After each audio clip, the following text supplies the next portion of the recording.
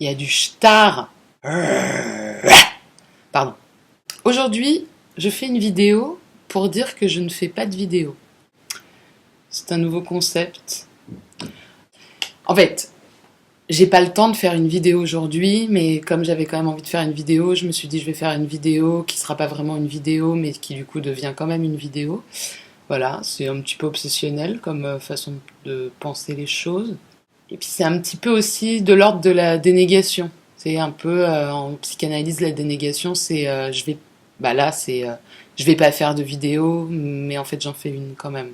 Pour donner un exemple, là c'est en acte, alors je sais pas trop si ça fonctionne, mais pour donner un exemple de dénégation assez fréquente, c'est par exemple quand tu dis ou quand quelqu'un dit ou quand je dis j'ai pas envie d'être méchante avec toi, mais je trouve que t'es une grosse connasse. Mais en fait si, c'est méchant.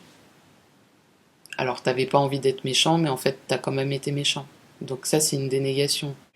Un autre exemple de dénégation, j'ai rêvé l'autre jour d'une femme, mais c'était pas ma mère.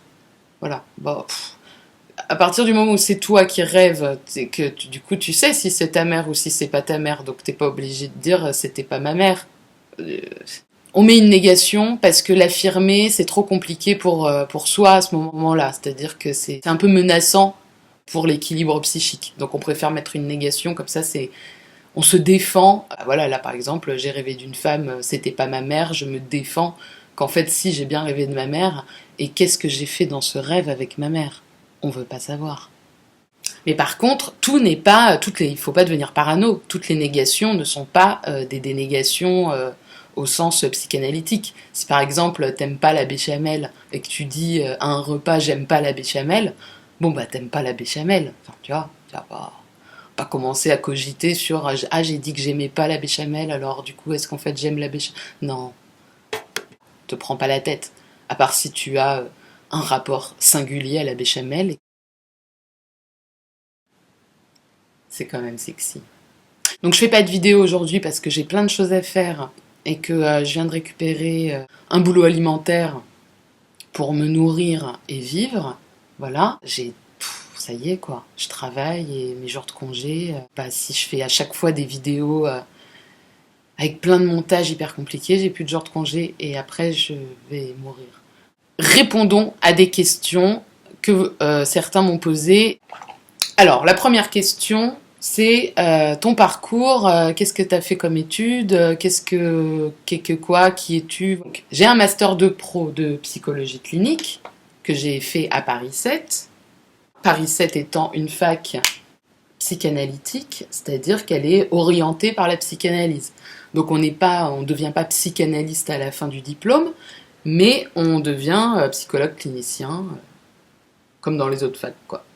Après, il y a des facs qui sont orientées cognitivistes, comportementalistes, neuropsycho. Alors, on navigue dans le temps du maquillage. Hein. Voilà, je passe d'un... J'ai des idées, du coup, dans le montage, ça va être le bordel, mais on s'en fout. Oui, juste un petit mot sur la différence entre psychanalyse et... Parce qu'il y en a, du coup, qui vont être un peu paumés. Pourquoi psychanalyse, pas comportementalisme, etc. Difficile de parler de ces questions-là en 2 secondes, là, mais et puis surtout, quand on est dans une fac très cognitiviste, comportementaliste, souvent cette fac-là va tacler sur la psychanalyse à mort, et chez nous, en psychanalyse, ça tacle à mort sur le comportementalisme et le cognitivisme. C'est des guerres entre psychologues. Genre, nous aussi, on se fait la guerre, on est là, genre, non, toi, t'es nul, toi, t'as rien compris de ce qu'il fallait faire. Ouais, moi, c'est mieux, mon traitement, il est mieux que le tien. Enfin, bon, bref. C'est chiant parce qu'on devrait tous faire l'amour ensemble. Non, tout ça pour dire que difficile de bien expliquer ce que c'est que le comportementalisme et le cognitivisme parce que je connais cette approche que de façon critiquée, beaucoup, par la fac. Mais alors du coup, d'après ce que j'ai compris, et s'il y en a qui font du comportementalisme ou du cognitivisme, n'hésitez pas à me contredire et à donner votre avis en commentaire. Le comportementalisme, il y a comportement dedans. Donc l'idée, c'est qu'on va s'attaquer aux symptômes un peu. C'est-à-dire que quelqu'un va arriver et dire j'ai la phobie des chats, c'est insoutenable, j'en ai marre, je veux plus avoir la phobie des chats. Et il va voir un mec qui va lui dire bon, bah, on va travailler sur cette phobie des chats, on va faire une désensibilisation, on va mettre le chat, limite, vous allez faire un exercice et vous approcher d'un chat dans la semaine, puis vous allez revenir et me parler de comment ça s'est passé, etc. Donc on va s'attaquer vraiment directement aux symptômes en essayant, l'idée c'est de supprimer le symptôme. Voilà. Ça, c'est comportementaliste. Un mec qui a la phobie des chats, qui va voir un psychanalyste et qui arrive, qui lui dit salut, j'ai la phobie des chats, c'est insupportable, j'en peux plus, je veux plus avoir cette phobie des chats. Le psychanalyste, il va lui répondre. Et là, je suis un peu méchante envers les psychanalystes, alors qu'en fait, c'est moi, enfin, je veux dire, c'est vraiment pour moi, c'est ce en quoi j'ai le plus de confiance au final, mais je tâcle un peu, c'est normal, c'est ma discipline. Donc le psychanalyste va dire à cette personne, bah, écoutez, mais pourquoi vous avez peur des chats? Parlez-moi des chats. Qu'est-ce que c'est que le chat? Est-ce que c'est un chat ou une chatte? Non, je rigole. Il va pas dire ça de manière aussi claire, mais potentiellement il pourrait dire ça, quoi. Tu vois. Mais c'est pas vrai en fait. Il le dirait pas comme ça. Il serait beaucoup plus subtil et ce serait beaucoup plus. Mais on ouvrirait sur une question. On dirait mais qu'est-ce que c'est que cette histoire de chat? Racontez-moi un petit peu. Qu'est-ce qui se passe avec les chats? Et il n'y aurait pas de promesse du tout que la personne n'aura plus la phobie des chats. Pourquoi? Parce que dans ma vidéo sur le symptôme, c'est un petit peu ce que j'explique, c'est qu'en psychanalyse, on juge que le symptôme a une fonction pour l'appareil psychique humain, et que supprimer un symptôme, c'est faisable. Là, les comportementalistes ont des résultats, et on peut vraiment supprimer un symptôme.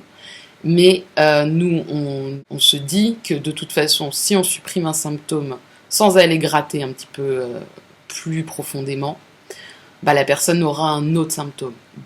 C'est un petit peu le problème, et c'est quand même dans la clinique, moi j'ai pu l'observer aussi, c'est que les gens, oui, se débarrassent d'un symptôme, mais en récupèrent un autre. Alors, quand ils se débarrassent d'un symptôme ultra violent et qu'ils en récupèrent un peu plus gérable, c'est tant mieux. Et vraiment, voilà.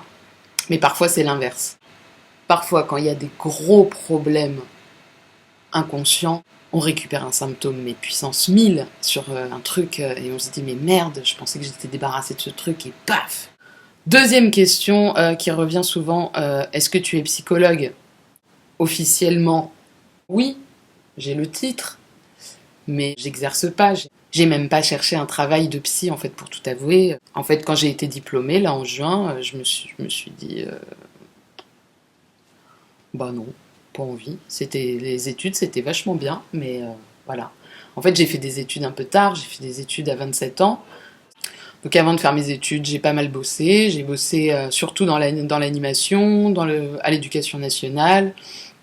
Et je travaillais avec des enfants lambda, comme on dit, ou un petit peu différents, pour essayer de clarifier les choses. Même, voilà, aux yeux de la normalité, il y a des enfants qu'on dit normaux, et des enfants qui sont handicapés ou malades psychiquement.